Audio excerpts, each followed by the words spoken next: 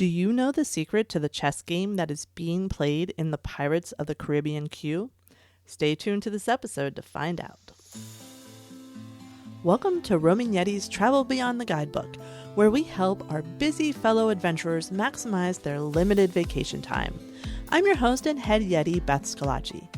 I'm here to share stories, hidden gems, and insider tips to help you plan trips that are unique and meaningful to you. In each episode, I delve into the world of pop culture destinations, theme parks, roadside attractions, and nostalgic locations. And you know what? We're uncovering their secrets and backstories. Are you ready? Let's roam! Welcome back. In today's episode, I will share with you some of my favorite Easter eggs, special details, and backstories from Magic Kingdom at Walt Disney World. Now, this park has so much history to the park just in itself and many of the rides. There's so many details and Easter eggs to share, but the rest will have to wait for another time. Let's head to Magic Kingdom, shall we? So our first stop in the park is going to be Main Street. And when you walk into Magic Kingdom, you will see the only real American flag in the park, long before you see the castle. So every day at 5 p.m., there is a flag retreat to take down the flag flying on Main Street.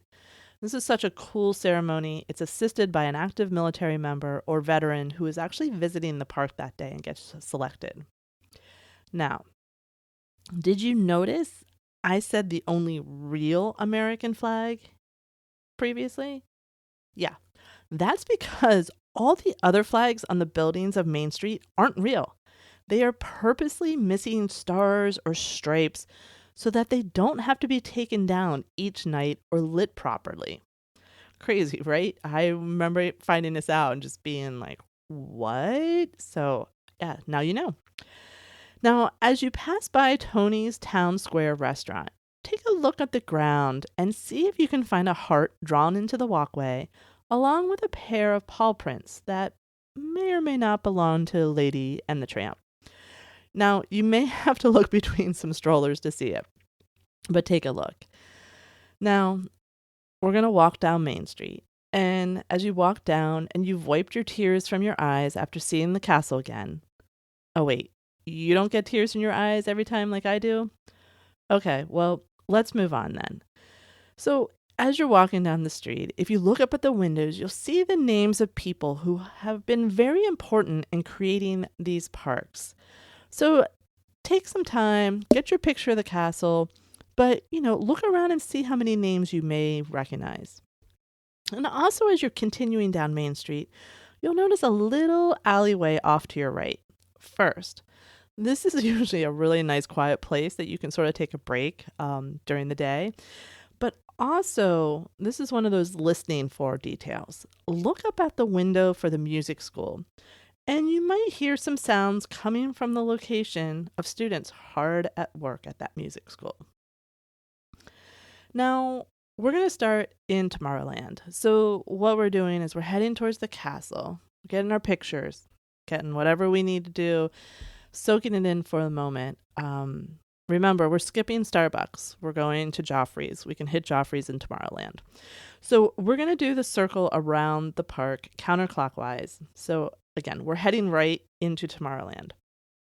And we're going to get on one of my favorite rides, the Tomorrowland Transit Authority People Mover. Not a fast ride. This is a chill ride for my relaxing friends out there. But I don't know. It's just such a great, just a fun ride to go around Tomorrowland like this. And you'll pass, one of the vignettes you'll go by is Progress City. And this is actually the model that served as Walt Disney's original version of Epcot, his sort of vision of what he wanted Epcot to be. Now, another attraction to check out in Tomorrowland is the Carousel of Progress. Again, this is for the chillers in the group, not the thrill riders. Thrill riders, give us a chance. Come on, get on the Carousel of Progress. But the Carousel of Progress and Small World were actually designed by Walt Disney for the New York's World's Fair. The Carousel of Progress started at the fair in 1964, which at that time was all about how electricity had helped people live. And it had our favorite catchy tune, There's a Great Big Beautiful Tomorrow, which, just fit perfectly with those optimistic future vibes. And so then we fast forward a few years, and the Carousel of Progress gets a new home, but this time in Disneyland. They kept the awesome theme song, which became a signature for the ride. But then things changed again.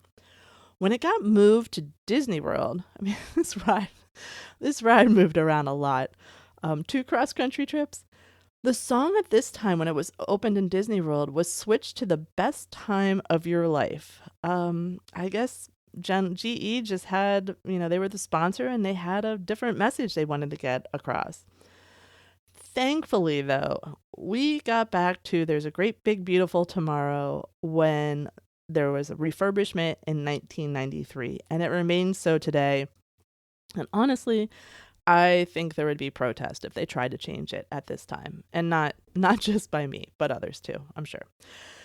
So as we're leaving Tomorrowland, we're going to enter Storybook Circus. Now, I know technically it's a part of Fantasyland, but I really consider it its own area. I also like to get to the area by going sort of beside Tron. There's a new walkway. Not many people use it. It's just a really easy way to get into Storybook Circus. Why do I love Storybook Circus so much? Well, one, it has great character meet and greets there, but we're not talking about that today. One of the little hidden gems is actually food related. So if you go into Big Top Souvenirs at the bakery counter, they have the same Werther's caramel popcorn that you can get at Caramel Kucha in the Germany Pavilion at Epcot.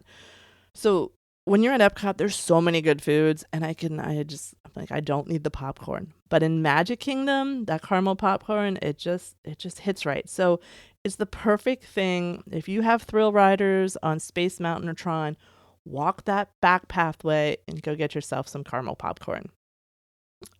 So good. So good. So while you're snacking on said popcorn, be sure to look down at the ground, and you're going to find, horse tracks, maybe some elephant tracks. You will even find some peanuts in the ground in the cement. So again, theming is everywhere at Disney. So always remember to look down. Next, while you're in Storybook Circus, is look for the Casey's Jr. Soak and Splash Station. Now, if it's a hot time and it's running, be careful. You will get wet. Little kids have a great time in there. It's so cute. But take a look at each car, and you're going to find a 2-digit number on each one. Now, those numbers signify the years that each of Walt Disney World's parks opened. So 71 for Magic Kingdom, 82 for Epcot, 89 for Hollywood Studios, and 98 for Animal Kingdom. So we have our popcorn. We're going to head to Fantasyland now. Making that walk, we're going to go, there's sort of a fork in the road. So we're sort of going to the left. We're going towards the teacups. There is a teapot on the ride, but teacups. And we're going to sort of make our way over to the Many Adventures of Winnie the Pooh. And on this ride, you're going to find that on the mural that Mr. Toad is handing the deed over to Al. So why is this happening? This is where Mr. Toad's Wild Ride was originally located before being replaced by Winnie the Pooh. And it was just sort of a fun way to show the transformation and the change. Now, also, as you walk the park, you're going to find a lot of coins in fountains and water rides, especially noticeable on Small World. But don't worry, these coins are going to good use. They are donated to Central Florida children's charities. So lots of good fundraising. They're not going in Bob Iger's pocket. Don't worry. They are going to the good. So we're in Fantasyland, and we're near the castle now. So we've gone around, we're at the castle, we're in the back of the castle, and you're going to see a Cinderella fountain. Now, if you look at the statue of Cinderella, and you're an adult, you may not notice anything. But if you sort of squat down to a kid's perspective, and you look up at Cinderella, it's going to appear that the Cinderella statue is actually wearing a crown. That's part of the artwork behind it. It's just a really cool perspective that kids can see her as a princess. So just something to take a look at. Um, as we leave the castle, go around the merry-go-round, you're going to see the Pinocchio Village House restaurant. I'm not recommending you eat there, but I do want you to go in there and find the wish book on the back left side of the restaurant, and guests can add their wishes to this book. It's a really cool thing. Check it out. Probably go like not during lunch hour or busy time, so you can get to it a little easier. And so again, we're starting to leave Fantasyland. We're on our way out. We're heading to Liberty Square. Now you're going to pass Rapunzel's Tower. But there are some reasons to stop here besides the very nice restrooms. Take advantage of Rapunzel's Tower. I feel bad that all she gets in Magic Kingdom is a bathroom, but, it works for us. Take a look at the tree stumps. If you're lucky enough to find one that's open, these are charging stations. So if you need a little juice in your phones, iPads or whatever, look for a tree stump and see if you can find an outlet. Also, while you're in this area, you can hunt for hidden Pascals, Rapunzel's little buddy.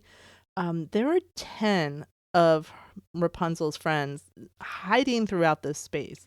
Now, there are a lot of strollers in this area, so as you're wandering around, watch out for your ankles, as well as little kids who might take you out at the kneecap.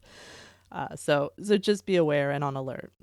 Now, we are leaving Fantasyland officially, and we are walking into Liberty Square, and you are going to encounter the home of 999 Ghosts, also known as the Haunted Mansion. Now, there are so many details and stories to tell specifically about the Haunted Mansion, but most of them are in the queue or on the ride. And I just wanted to share one that doesn't require you to go on the ride and sort of ties back to the Winnie the Pooh ride. And that is, if you go over, it's sort of near where people are exiting, you'll see a cemetery, and there's a pet cemetery, and you will see a statue of Mr. Toad. So remember how I told you about him handing over the deed to the owl? Well, this is just another way to honor the old ride and Mr. Toad. A little more morbid, but it's the Haunted Mansion, so we go with it. Now, as you're entering Liberty Square, you may notice sort of a brown river, quote unquote, river flowing through Liberty Square if you look down on the ground. You ready for this one? Are you ready? Yeah. This represents the waste that would be flowing down a street in a colonial town. Gross, right? Yeah. You will never look at the ground in Liberty Square the same way again. But look, if I have to see it every time, you do too now. So we'll just enjoy it. Make it do what we can with that information. And actually, there are no restrooms in Liberty Square because of its theme to the colonial days. So I hope you did take advantage of that really nice restroom at Rapunzel's Tower. Now, I don't want to leave you with two, potty related hidden gems in Liberty Square. There is a live oak tree there, which is over 100 years old. And you'll see it has 13 lanterns hanging from it, and that is to represent the original 13 colonies. So I wanted to leave you with a positive little Easter egg there. As we walk around, we're entering Frontierland, and I started thinking about all the things I love in Frontierland and details and stuff. And you know what? I am recording this in July of 2024. And, I have no hidden gems to share with you at this point. And here's why. Tiana's ride, just opened. That replaced Splash Mountain. Country Bear Jamboree also is, recently opened after refurbishment. The shooting gallery has been closed permanently. And as I understand it, Big Thunder Mountain is preparing for a major refurbishment. So it blows my mind that, like, thinking about it, basically sort of underneath all our noses, Frontierland has had a major rehaul, and we haven't even really fully digested that information. So I'm sure there will be plenty of hidden gems to discover as these new rides and attractions open and reopen, but I don't want to share old ones. So stay tuned. We might have to revisit Frontierland at another time. So as we are leaving Frontierland, we're walking into Adventureland and the land of the pirates, right? It's so crazy to me that Pirates was not an opening day ride at Magic Kingdom. It actually opened 2 years later in 1973, because when they opened the park, they're like, oh, we don't need to do Pirates on both. We already have it in Disneyland. And no, everyone came looking for the Pirates ride. So in 1973, it opened. And one of my favorite details that's easily to be seen can actually be found in the queue. And as you walk through the queue to get on Pirates, there are 2 pirate skeletons, and they're playing chess. Now, the chess pieces were set up to be a stalemate, which is why we may see these pirates in their skeleton form. Now, sometimes cast members will move the pieces around, but it was originally set up as a stalemate, and I just think it's a really fun, clever thing to do. That and kudos to whoever figured that out first. I wouldn't, because I'm not a chess player, but thank you to whoever figured that out. And the last ride I want to talk about, which is also in Adventureland, is Jungle Cruise. And this is one of my favorite rides at Walt Disney World. Again, there's a lot of details, but I just want to keep it to a few bits. So Jungle Cruise was actually an opening day attraction, and it was inspired by Walt's travels to South America. His vision for the ride was to use real animals. Well, I think we can all agree that that was probably going to be a logistical nightmare. So they went with animatronics. And actually, the safari in Animal Kingdom is actually the realization of Walt's dream to use live animals, which is pretty cool if you think about it. So here is a fun hidden detail. As you approach the hippo pool, you will see a downed airplane. And this plane is the back half of a full plane. The front half was actually used in the Casablanca scene on the great movie ride that was at Hollywood Studios. Right? Okay, so again, back half is in Jungle Cruise. Front half was used at Great Movie Ride. I don't know where that front half is now, because Great Movie Ride's gone, but it's somewhere. But again, I hear that this ride is going to be getting some work done. It's not going to be open for like the Halloween and the Christmas parties, I heard, which means no Jungle Cruise. I'm not sure. I'm not sure what's going on. So hopefully they don't do anything with the plane, but you never know. So it's amazing to me the changes that are going on in Magic Kingdom that we don't really think about. But there we are.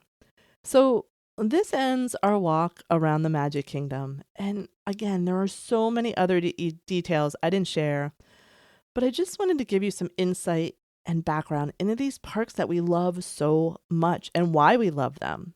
So which hidden detail is your favorite? Let me know on social media or join our Facebook group. Just search for Roaming Yeti Travel Flurry.